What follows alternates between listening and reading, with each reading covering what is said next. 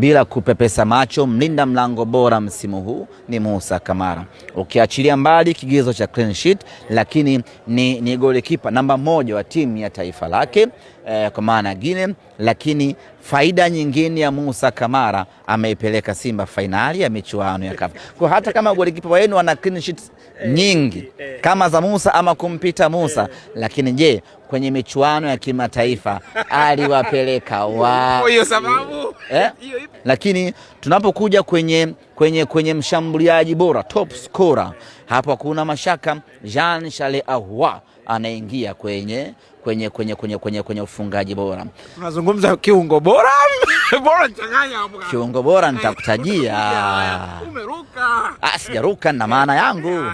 Lakini tunapozungumzia MVP wa ujumla wa ligi kuu ya NBC 24-25, hapo namzungumzia Jean Charles Ahoua. Hilo wala halihitaji ubishi wala halihitaji kupiga ramli. Jean Charles Ahoua ndio MVP. Ana magoli mengi, ana involvement, yani kuhusika kwenye magoli mengi kuliko wachezaji. Sasa unaachaje kumpa huyo mtu tuzo ya ligi kuu ya Inawezekana wewe hajakuvutia, lakini takwimu zake ni babu kubwa sana.